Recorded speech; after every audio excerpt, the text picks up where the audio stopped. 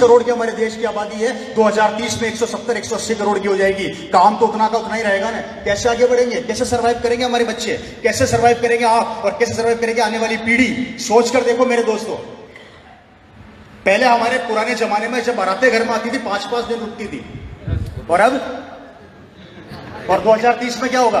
वहीं पे बैठा रहे, टिफिन ले ले, वहीं खा ले, आने की जरूरत ही नहीं हो रहा है। मेरे पड़ोस में शादी है 19 अप्रैल की, भाई साहब तैयारी कर रहे हैं। मैंने कहा कितने लोग बुला रहे हो? पागल हो गया, लोग कौन बुलाएंगे? 50 उधर से 50 हमारे, खेल खत्म।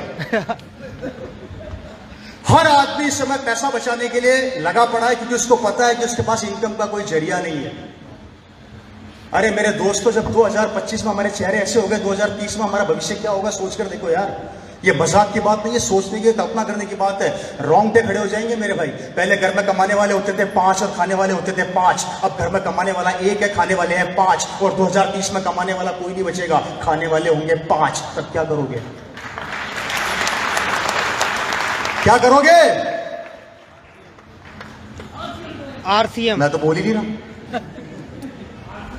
मैं हमेशा एक बात बोलता हूं अपनी मीटिंग में, नौकरियां है नहीं, व्यापार करने के लिए पैसा चाहिए है नहीं, खेती बाड़ी हम कर नहीं सकते, रास्ता क्या है?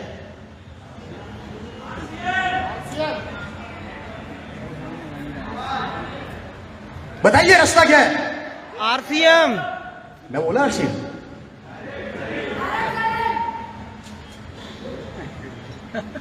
समझाना पड़ता है हर चीज को, समझना नहीं चाहते। मुझे पता है इस मीटिंग में लोग बैठे हैं, आप में से आधे भी भूल जाएंगे बाहर निकलते। अच्छा कुछ हुआ था क्या मीटिंग में? सिमिलर थॉट मेरे फादर के साथ था, वो रुके नहीं, थके नहीं। और मेरे पिताजी की एक बात मुझे बहुत अच्छी लगती थी, जब जब संघर्ष जिंदगी में आता था उनकी पावर डबल हो जाती थी।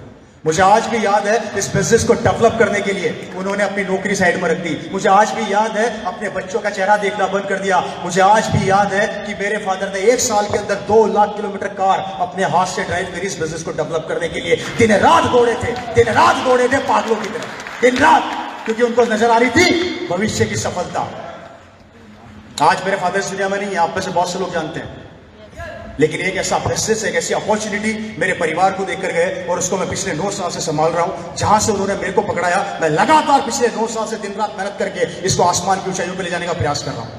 कारण, क्योंकि मुझे उन्होंने एक चीज सिखाई थी, जिंदगी में कभी संतुष्ट मत होना और अपने पांव हमेशा जमीन पर रखना। क्योंकि मेरे को एक चीज चाहिए बेटा, कि तू भी जिंदगी में बहुत आगे बढ़े अपनी मेहनत से, अपने कमिटमेंट से, और वही कमिटमेंट मैं आज आप लोगों को देने आया हूं। सोचकर देखो मेरे दोस्तों, अगर जिंदगी बदलना चाहते हो, अपनी लाइफ बदलना चाहते हो, तो तरीके बदल लो, पुराने तरीकों से बड़ा नहीं बन सकते। मुझे एक बात बताइए, अगर आपके पिताजी नौकरी करते थे आपको क्या सिखाएंगे? नौकरी। मेरे पिताजी अगर व्यापार करते हैं मुझे क्या सिखाएंगे? अरे जिस नौकरी व्यापार से मेरे दादा परदादा करोड़पति नहीं बन सके, तो मैं बन जाऊंगा क्या? है जी। और जब मैं नहीं बनूंगा तो मेरे बच्चे बन जाएंगे क्या? तो फिर दोस्तों हम करोड़पति बनेंगे कब?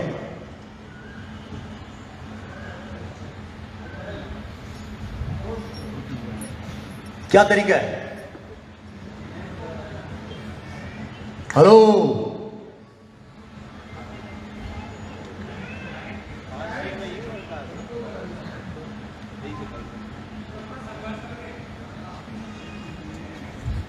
मेरे को नहीं पता कि आपके दिमाग में क्या चल रहा है, पर मैं इतना सा कह देना चाहता हूं मेरे भाई, पुराने तरीके से आप बड़ा नहीं बन सकते। आपको ट्रैक समय के हिसाब से पहचानना पड़ेगा, और समय को, समय से पहले जो इंसान नहीं पहचान पाया, समय उसको खा गया। याद रखना, समय को, जिस इंसान को समय से पहले नहीं पहचाना, जिस इंसान ने समय उसको खा गया। मैं एग्जाम्पल देना चाहूंगा, एक जमाने में HFD घड़ी चला करती थी, कहां गई? नहीं बदली, खत्म हो गई। एम्बेसडर कार चला करती थी, कहां गई? नहीं बदली, खत्म हो गई। आप सब लोग अच्छे से जानते हैं, पेजर चला करते थे, खत्म हो गए। समय को समय से पहले जिन लोगों ने बदल लिया, आज वो सब जिंदा हैं। एक जमाने में नोकिया फोन चला करता था, नहीं बदला, खत्म हो गया। सैमसंग को समझ में आ गई स्टोरी, बेटा बदल ले, अगर बदल गया तो टिक जाएगा। सैमसंग अपना आपको बदलता गया, बदलता गया, बदलता गया, और आज सैमसंग मार्केट में टिका पड़ा है।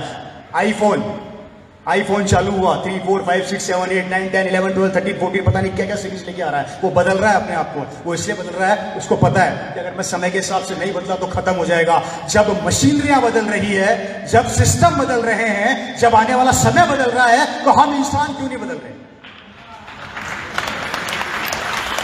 बताइए मेरे को, वही कर रहा। राशन की दुकान, बाजार से सामान लेकर आना है तो आना है।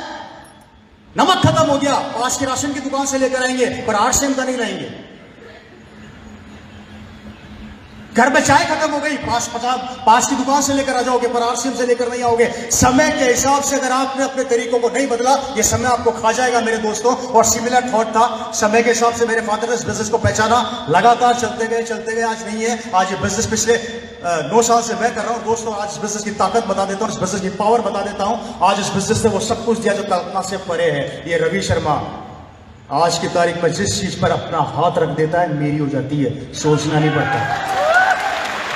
इस बिजनेस की वो ताकत है कि पैसा, अब मैं पैसे के पीछे नहीं भागता, पैसा मेरे पीछे पीछे भागता है। ये ताकत है इस बिजनेस की।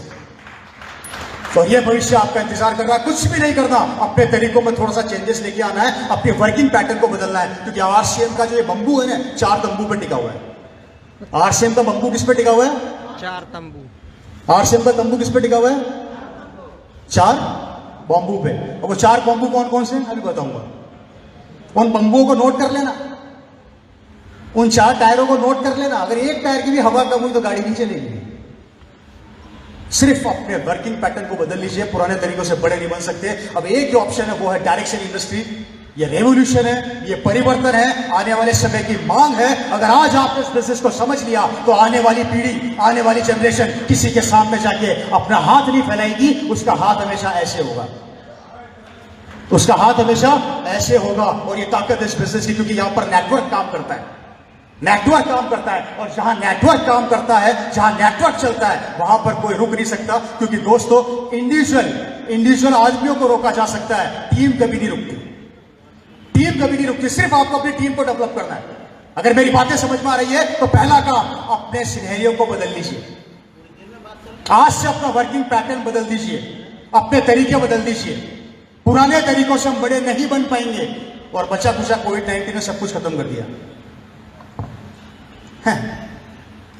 हमारी कॉलोनी में ज्ञानी हुआ करते थे, आज भी वो ज्ञान दिया करते थे, अभी भी देते हैं। कोविड के बाद चेंज हो गए। पढ़ लो, लिख लो, अच्छी नौकरी लग जाएगी, कुछ कमा लोगे, खा लोगे, बेशर्मो घूमते फिरते हो। बच्चों को ज्ञान देते हैं, क्योंकि ऑफिसर थे ना वो।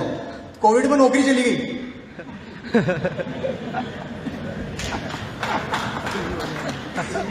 समझ रहे हैं मेरी बात को? कोविड में क्या चली गई?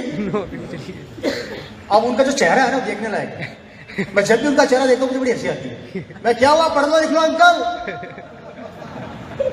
मेरे साथ भी होता था, मेरे साथ भी होता था। मैं छोटा था, अपनी कॉलोनी की बात बता रहा हूं। बोर तो नहीं हो रहे? नहीं। समझ में आ रहा? हाथ खड़ा कीजिए कितने लोग हैं जिनको मेरी बात समझ में है।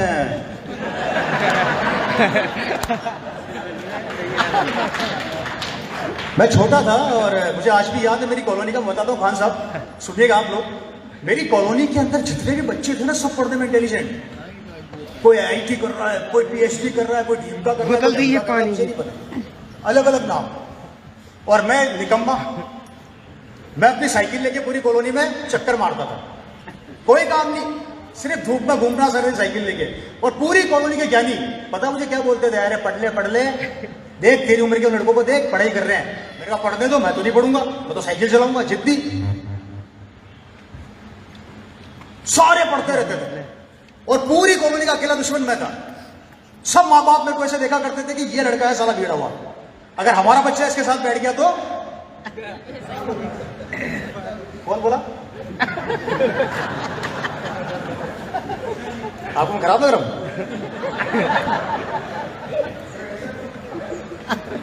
फ्रेंड्स, समय ने ऐसी पलटी मारी। वो पीएचडी की तैयारी कर रहा था, कोई एनआईटी की तैयारी कर रहा था, कोई इंजीनियर बन रहा था, कोई डॉक्टर की तैयारी कर रहा था। खान साहब एक भी नहीं बना।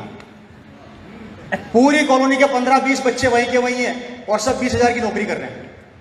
और ये रवि शर्मा जो कॉलोनी का सबसे निकम्मा आदमी था, आज अपनी कॉलोनी का सबसे बड़ा आदमी मैं ही।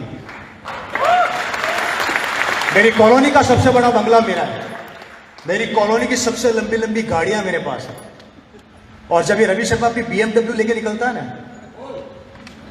तो पड़ोस वाले अंकल बोलते हैं अपने बेटे को थप्पड़ मार के कि निकम्मे तूने क्या किया जिंदगी में, इसको देख BMW में घूम रहा है। तो बेटा थप्पड़ खाने के बाद पता है क्या बोलता है? आज से 20 साल पहले इसके पापा आपको RCM बताने आए थे तब आपको समझ में नहीं आई थी क्या? उस समय आपको समझ में आ जाती तो मैं भी आज BMW में होता। दोस्तों, पढ़ने लिखने से इंसान बड़ा नहीं बनता, नॉलेज के लिए अच्छी चीज है।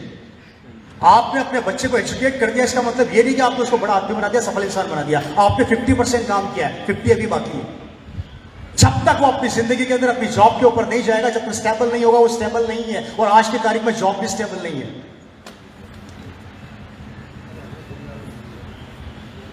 आज लाइफ स्टाइल ऐसी है मेरे भाई, वो ज्ञान देने वाले जो ज्ञान दिया करते थे वो मोटरसाइकिलों पर है, और हम जो पागल थे RCM के, हमारे पास लंबी लंबी गाड़ियां हैं।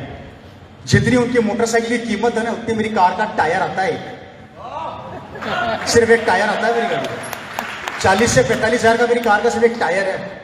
This is the power of a direct selling RCM business. इस बिजनेस की ताकत है कि ये एक आम आदमी को हीरो बना देता है। इस RCM बिजनेस की क्वालिटी सुनिए ध्यान से। ये दुनिया का वो पहला व्यापार है, मुझे क्यों अच्छा लगता है मैं बता देता हूं आप लोगों को, जो मुझे इसलिए अच्छा लगता है। ये दुनिया का एक ऐसा पहला बिजनेस है जो कभी किसी से ये नहीं पूछता कि तू कितना पढ़ा लिखा है, तू किस समाज का है, तू किस गांव का है, तू लड़का या लड़की है, तू आदमी है या औरत है। ये किसी से नहीं पूछता। ये दुनिया का ऐसा बिजनेस है जो एक चीज पूछता है, अगर तू कपड़े पहनता है, अगर तू हल्दी धनिया मिर्ची खाता है, तो तू इस बिजनेस का करोड़पति बन सकता है।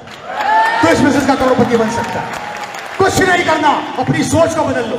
कसम खा लो, आज के बाद राशन खाएंगे तो RCM का, सामान खाएंगे तो RCM का। अगर आज आपने अपने आप से कमिटमेंट कर लिया तो एक दिन हर घर में रवि शर्मा होगा। मैं वादा करता हूं हर घर में रवि शर्मा होगा। सिर्फ 5 साल की मेहनत है।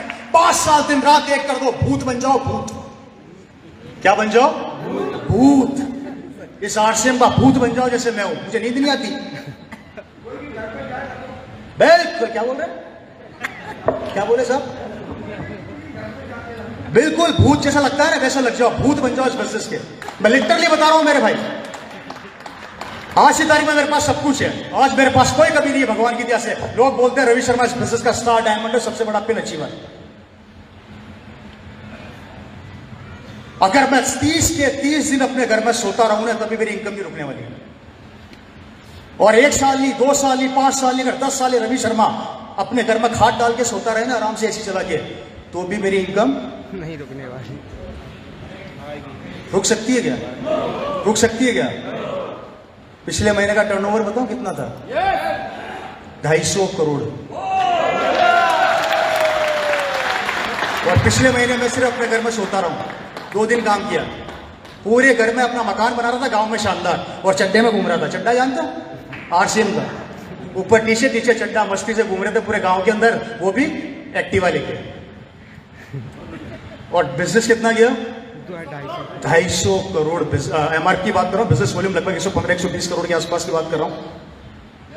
सोचकर देखिए, उसके बाद भी मैं महीने के 18 दिन 20 दिन भागने की कोशिश करता हूं।